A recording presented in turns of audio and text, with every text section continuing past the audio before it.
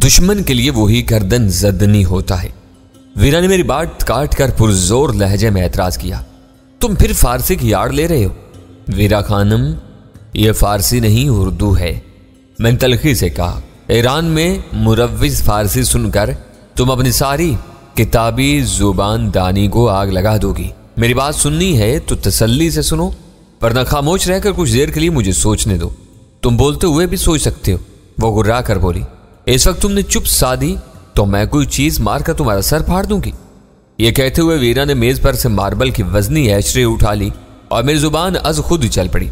बात दरअसल यह है कि पहली बात है हमारे और आइजक बेल के दरमियान थी।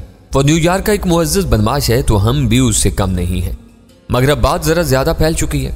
न्यूयॉर्क में जराइम की दुनिया से राब्ता रखने वाले बहुत से लोगों को यह बात मालूम हो चुकी होगी कि गैप से महरूमी की वजह से आइजक बेल बुरे अहवाल से दो चार हुआ है। इन सब के लिए गैप के नाम में एक कशिश पैदा हो गई है और अब वो सब इसकी खोज में होंगे। मैं यही तो पूछना चाह रही हूं। वीरा मार्बल की वजनी एशट्रे को चोबी मेज की सतह पर बजाकर बोली। इन लुच्चों लफंगों के लिए गैप के नाम में क्या कशिश हो सकती है? दुनिया के हर खित्ते में मुजरिमों और सीक्रेट एजेंटों का चोली दामन का साथ होता है। एक मुल्क के मुजरिम दूसरे मुल्क के नामवर जासूस साबित होते हैं। इसी तरह मकामी सतह पर ये लोग एक दूसरे से ताउन करते हैं। अब तुम खुद तसव्वुर करो कि CIA का मुनज़्ज़म एजेंट जिस दस्तावेज की तलाश में मारे मारे फिर रहे हो वो ब्लैक डेथ सुनहरी थाली में सजाकर CIA के डायरेक्टर को पेश कर दे तो उसकी क्या पोजीशन होगी? ओह! वीरा के धाने से एक बेसाख्ता तायुर आवाज बरामद हुई। यह शिकवा तो शायद ब्लैक डेथ तुमसे कर ही चुका है कि तुमने गैप की नकल तक अपने पास नहीं रखी, वरना वो इसी को CIA वालों के हवाले करके सुर्खरू हो जाता। अब तुम्हारी सोख्ता खोपड़ी पर जमी हुई बर्फ पिघलने के बाद तुम्हारी सोई हुई सलाहियतें ऊंग से बाहर निकली हैं। मैंने वीरा को चिढ़ाने के लिए दानिस्ता फारसी अल्फाज इस्तेमाल करते हुए कहा, CIA वालों की खुशनुदी हासिल करने के लिए इस वक्त न्यूयॉर्क का हर नत्थु खैरा गैप को हासिल करने के ख्वाब देख रहा होगा। ऐसी होलनाक बातें ना करो। वीरा गौर से मेरी तरफ देखते हुए पुरतशवीश लहजे में बोली। यहाँ के बदमाशों में यह वबा फैल गई तो वो लोग न्यूयॉर्क में बेगुनाह ईरानी बाशिंदों का कत्लेआम शुरू कर देंगे और इसका कोई इख्तिताम नहीं होगा। हमारे लिए इतना ही काफी है कि इस वक्त ब्लैक डेथ हमारे साथ है। इसे आवाज करमानी की असल हकीकत मालूम है। जिस किसी ने इस फर्जी किरदार के ताक़ुब में किसी बेगुनाह ईरानी के खून से अपने हाथ रंगने की कोशिश की, ब्लैक डेथ बढ़कर उसकी गर्दन तोड़ देगा। न्यूयॉर्क के बदमाशों में उसकी ये बर्तरी अभी मुश्तबा है। वीरा ने कहा। आइजक बेल के कैद हो जाने के बाद वो अपनी ये बर्तरी मनवाने की पोजीशन में आ चुका है। रियासती और वफाकी अदारे उसके मकाम को तस्लीम करें या ना करें, मकामी शोरा पुश्तों को वो धौंस और धांधली से बुरी तरह कुचल देगा। इसका मतलब है कि न्यूयॉर्क में अब मकामी बदमाशों के तनाजे सर उठाएंगे। रोज 2-4 आदमी मौत के घाट उतारे जाएंगे। वीरा की आवाज में गहरी तशवीश उमड़ आई। खुशी की बात यह है कि इस आवेजिश में मरने और मारने वाले सब मेड इन अमेरिका होंगे। इनके लहू की अरजानी पर तुमको आजुर्दा होने की कोई जरूरत नहीं। नहीं डैनी, वो कदर सख्त और जज्बाती लहजा बोली। मैंने अमेरिका की शोहरत को रजाकाराना तौर पर खैर बात कहा है। मैं अमेरिकी हुकूमत से बददिल और बेजार हूं, जिसका असर रसूख व्हाइट हाउस, पेंटागन और फेयरफैक्स के जाहो जलाल से झलकता है। मैं इन सब के खून की प्यासी हूं, मगर आम अमेरिकी मुझे डेरा गाजी खान का मजलूम दहकानों की तरह काबिल रहम महसूस होते हैं। इनकी गर्दनें गाजर मूली की तरह कटने लगे तो मैं एक पल भी चैन से न रह सकूंगी। तुम ज्यादती कर रही हो। मैंने उससे ज्यादा सख्त लहजे में एहतजाज किया। तुम न्यूयॉर्क के गुंडों, बदमाशों और कातलों को डेरा गाजी खान का मजलूम दहकानों से मिला रही हो। नहीं, मैंने ये तो नहीं कहा। वीरा ने पूरे वसूख से मेरे एहतजाज की तरदीद की। बदकिस्मती से तुमने यही कुछ कहा है। हो सकता है कि वो तुम्हारी कह मुकर नहीं रही हो। अब भी तुम ये मान लो कि मौजूदा लहर में न्यूयॉर्क के 10-20 मारूफ मुजरिम मौत के घाट उतर जाएं तो हमें हमारी मेहनत का सिला मिल जाएगा। फिर मैं बहस तर्क कर दूंगा। अब इस मौजू पर बहस नहीं होगी। वीरा ने अपनी आदत के मुताबिक हार मानने की बजाय ताकमाना लहजा इख्तियार करते हुए कहा, बदमाश अमरीकी हो या पाकिस्तानी, कातिल दहशत गर्द हो या कम अज कम समाज दुश्मन तो होता ही है। इसकी मौत में सबका नहीं तो बहुत सौ का फायदा पोशीदा होता है। नुक्ते की यह बात बहुत देर से तुम्हारी समझ में आई है। यहाँ जो कुछ होगा इसे मकाफात अमल के सिवा कोई दूसरा नाम नहीं दिया जा सकेगा। वीरा गुफ्तगू की गर्म जोशी में काफी देर से स्काच के गिलास को फरामोश किए बैठी थी। मेरे तल्ख जवाब पर उसे और कुछ न सूझा तो उसने गिलास अपने गुलाबी लबों से लगाकर घटाघट खाली कर दिया। मैं किसी हवानक की तरह उसका मुंह देखता रह गया। मुझे इतनी मोहलत तक न मिल सकी कि मैं उसकी बेलगाम में नोशी पर कोई कदगन आयद कर सकता। गिलास खाली करके उसने किसी आदि शराबी की तरह जोर से मेज पर गिलास पटका और पुरगुरूर लहजे में कहा, तुम ये समझ रहे होगे कि मैंने एक ही सांस में काफी चढ़ा ली है और अब बहकने लगूंगी, मगर मेरे प्यारे लिटिल डैनी डार्लिंग, जरा अपने इस दोस्त का तसव्वुर तो करो जो एक बड़ी बाल्टी में बियर की बोतलें खाली करके इनमें विस्की उंडेलता था और नहाने के डोंगे भर भर के ये कॉकटेल पीता था और फिर मोटरसाइकिल पर सवार होकर चल देता था। मोटरसाइकिल जहां तक सीधी चलती थी, जहां वो गिर जाती वहीं वो जवां मर्द लेट कर सो जाता था। ऐसे लोगों में बैठकर पीने के बाद ये नन्ना सा एक आध गिलास मेरा क्या बिगाड़ लेगा? तुमको जो कहना है कहते रहो, मैं पूरी तवज्जो से सुन रही हूँ। मैंने मुतासफाना अंदाज में अपना सर हिलाते हुए कहा, तुम अब अपनी धुन में मगन रहो, मेरे और तुम्हारे मुज़ाकरात मुनक़ता हो चुके हैं। ये गिलास मेरे से पहले तुम्हारे दिमाग में चढ़ चुका है, अब मेरी कोई बात तुम्हारी समझ में नहीं आ सकेगी। आएगी, वो तुझी से बोली। ये दूसरी बात है कि अब मैं बहस करने का इरादा तर्क कर चुकी हूँ, तुम जो कहोगे मैं वो मान लूंगी। मैंने कन्ना क्यों से अपनी रिस्ट वॉच पर निगाह डालते हुए कहा, मेरी वजह से तुम अपना सरूर गारत मत करो, जो कुछ करना चाहती हो करती रहो, मैं 9 बजे का मुंतजिर हूँ।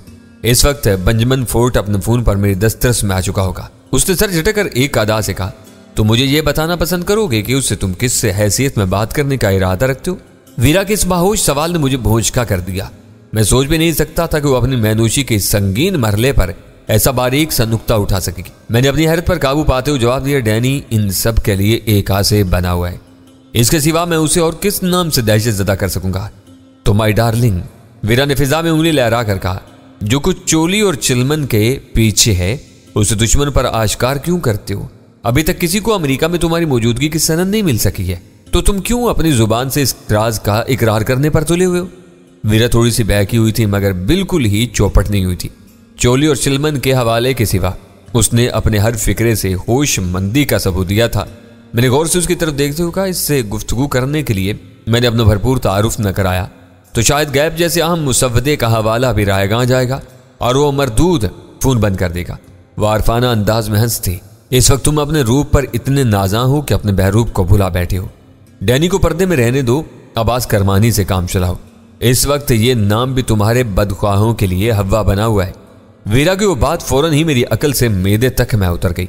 वो कितनी तरंग में रही हो, उसकी तजवीज़ की माकूलियत पर जरा से भी एतराज़ की गुंजाइश नहीं थी। तुम कहती हो तो मैं यूं ही कर लूंगा। मैंने उसकी तजवीज़ को बज़ाहिर कोई अहमियत दिया बगैर सरसरी लहजे में कहा, गैप के हवाले से यह नाम जरा ज्यादा जोरदार रहेगा। यह ना भूलना कि तुम्हारी तरफ से मैंने टाइम्स वालों को फोन पर एक होशरुबा धमकी दी थी। तुम चाहो तो मेरे लिए नादरा बरोजर्दी का नाम इस्तेमाल कर सकते हो। बरोजर्दी? मैंने हैरत से दुहराया, तुम्हें मालूम है कि तुम किस शहर का हवाला दे रही हो? बरोजर्दी का रहने वाला अली असगर रुस्वाए जमाना अजियत रसा था, ये मुझे नहीं मालूम। वीरा ने खुले दिल से एतराफ कर लिया। बरोजर्दी की जगह तुम करमान या हमदान का नाम ले सकते हो, मगर नादरा मेरा पसंदीदा नाम होगा। मैं कराची में टकराने वाली उस औरत को आज भी नहीं भूली हूं जिसे CIA के एजेंटों ने तुम पर डोरे डालने के लिए फांसा था, मगर वो तुमसे मुलाकात के बाद खुद तुम्हारे जाल में फंस गई थी। सच पूछो तो कभी कभी मुझे भी उसका ख्याल आता है। मेरे साथ अपनी मजबूरियां ना होती तो मैं जरूर आखिर तक उसकी खबर गिरी करता। वो कोई खराब औरत नहीं थी, बेयारों मददगार होने के बाद किसी हल्के से सहारे की तलाश में सरगर्दा थी। तुम्हारी यही दलीलें मुझे जहर लगती हैं, वीरा भन्ना कर बोली। नादरा उल्लू की पट्टी और हरामजादी थी, वह तुम पर डोरे डाल रही थी। उसकी मजलूमियत अपनी जगह मुसल्लमा थी, लेकिन वो इसकी आड़ लेकर किसी जोंक की तरह तुम्हारे गिर्द लिपट चाहने के लिए चक्कर में पड़ गई थी। मैंने फौरन हथियार डाल दिए, वो जो भी और जैसी भी थी मैंने उसे मुस्तरद कर दिया था। अब तुम उसके बारे में बातें करके अपना कीमती वक्त क्यों बर्बाद कर रही हो? मेरा वक्त हरगिज कीमती नहीं है, वीरा ने बेइतनाई से कहा।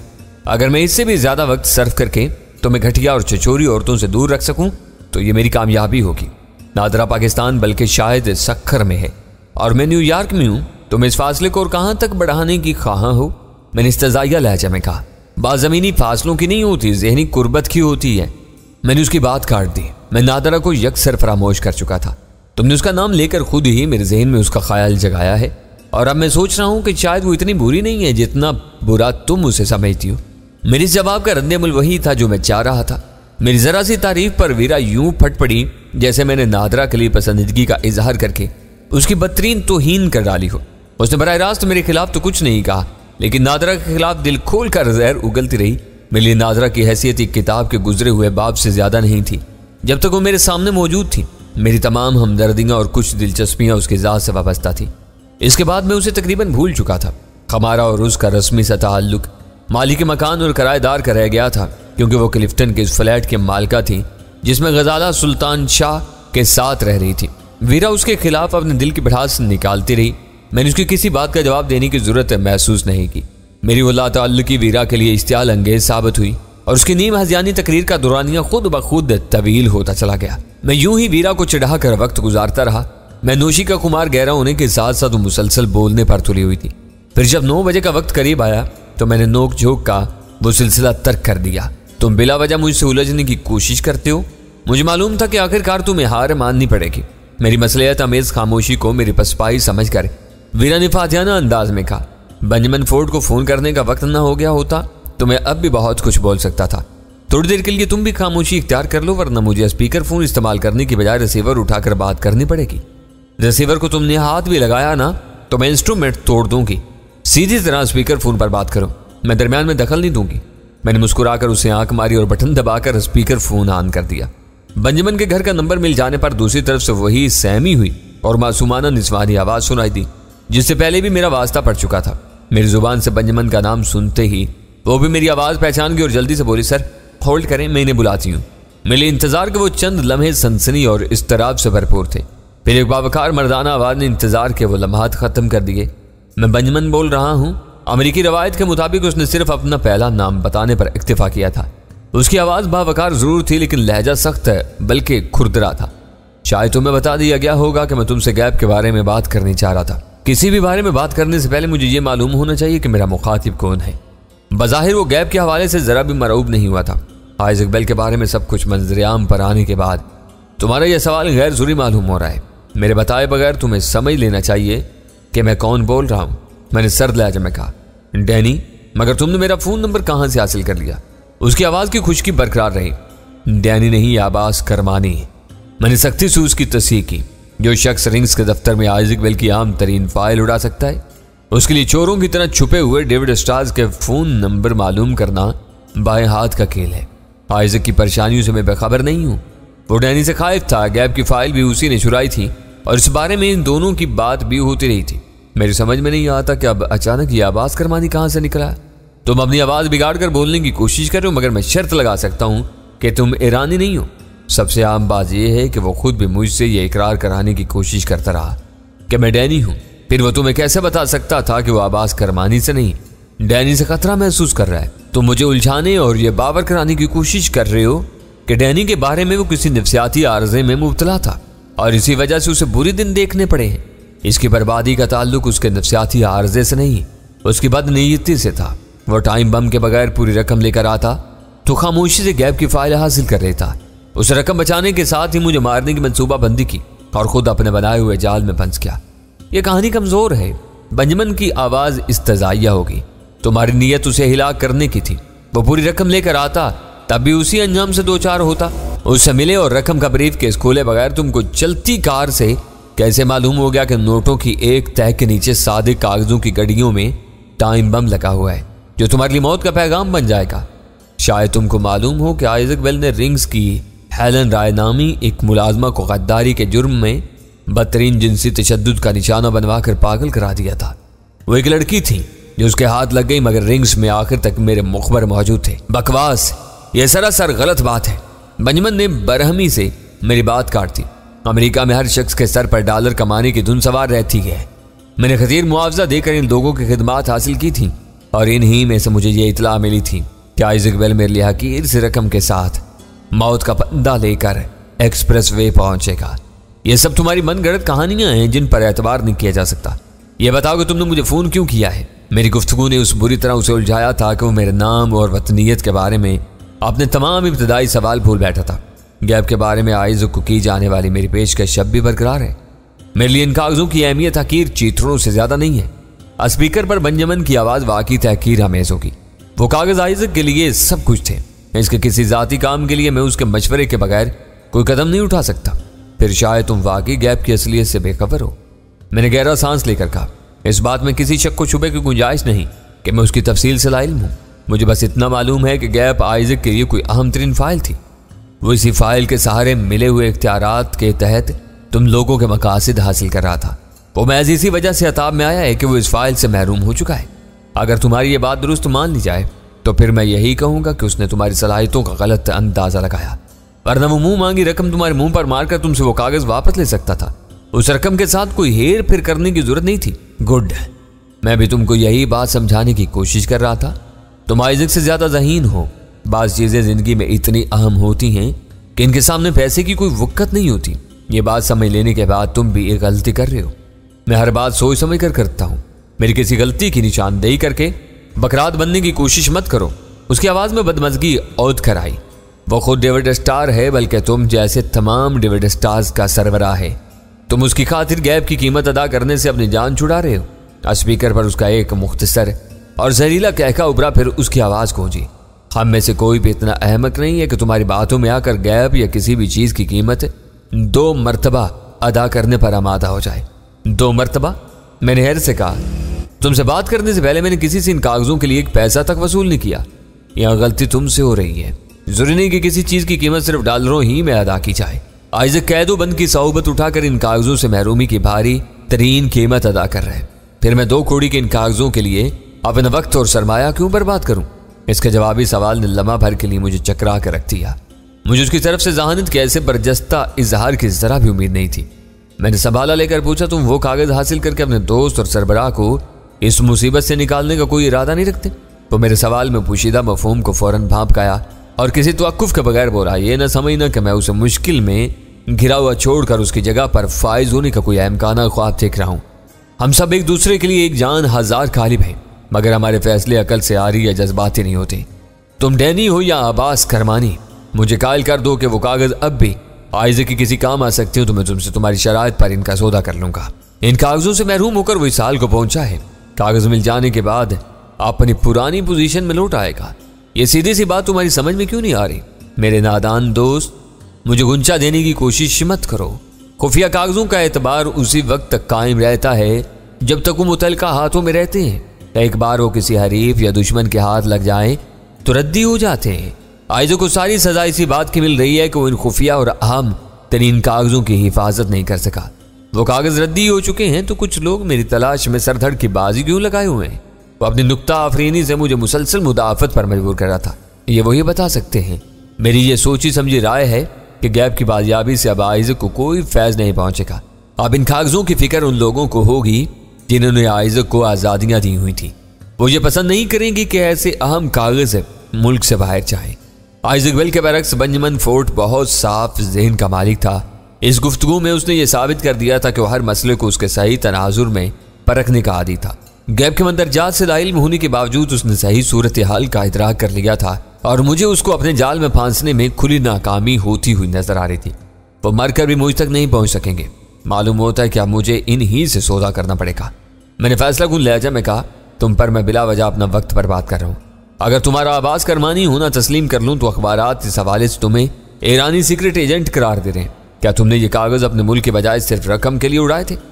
सावाक वाले कच्चा खेल नहीं खेलते। मेरे मुल्क के लिए इन कागजों की नकलें भी बहुत काफी होंगी। तुम्हारी या किसी और की जरूरत असल कागजों तक महदूद है। मैं सिर्फ इन्हीं का सौदा करूंगा। गैप का मतन जाने बगैर ये बातें तुम्हारी समझ में नहीं आ सकेंगी। तो तुम सावाक के आदमी हो। शाह के जमाने में तुम लोग दुश्मनों से ज्यादा अपने हम वतनों के लिए हवा बने हुए थे। बेंजामिन ने मुतजस्सिस लहजा में कहा, तुम्हारी मादरी जुबान में इस लफ्ज के क्या मानी होते? ये लफ्ज नहीं कि ये अच्छे अल्फाज का मुखफ़िफ है। साजमानी उम्मीद तो इतलात किश्वरस्त है। अब सब कुछ बदल गया है। ईरान में इदारों की शनाख्त बदल चुकी है। शाह का दौर इसके साथ दफन हो चुका है। इसके इक़्तिदार के ज़माने में ईरान का कोई सरकारी एहलकार अमेरिका की तरफ मैली आंख से नहीं देख सकता था। मैंने महज कोई राह मिलने की उम्मीद में उससे गुफ्तगू जारी रखी। आज मैं CIA के लिए एक चैलेंज बना हुआ हूँ। वो शायद मेरा बाल भी बीका नहीं कर सकेंगे। और तुम्हारे फ़ोन पर कोई ऐसा आला भी लगा हुआ है जो गुफ्तगू में किसी भी मुदाखलत की सूरत में फ़ोन बंद कर देता है। उसने ताई तलब लहजा में सवाल किया। मैदान में उतरने से पहले अपने दिफा का बंदोबस्त न करने वाले आमतौर पर बुरे अंजाम से दो चार हो जाते हैं। यहाँ हालात इस कदर खौफनाक हैं कि तुम जैसे बारसूख सुरमा भी अपने दफ्तर में ताला डालकर अपने खिचारों में जा चुके हैं। मैं किस गिनती में हूँ? हम भागे नहीं हैं। उसने फौरन ही मेरे इल्ज़ाम की तरदीद की। मौजूदा लहर की गर्द बैठ जाने का इंतज़ार किया जा रहा है। फिर तुम देख लोगे कि ज़मीन तुम्हारे लिए कितनी तंग हो चुकी है। आइज़क की अपनी गलतियां जो भी रही हूं, उसके जिल्लत का बदला जरूर लिया जाएगा। चाहो तुम इसी वक्त तुम्हारी पसंद की जगह पर तुमसे मुकाबला करने के लिए तैयार हूं, ताकि तुम आइज़क की तरह मुझे भी दूर से गोलियां मार कर भाग जाओ। उसकी आवाज में तंज की तलखी पैदा हो गई।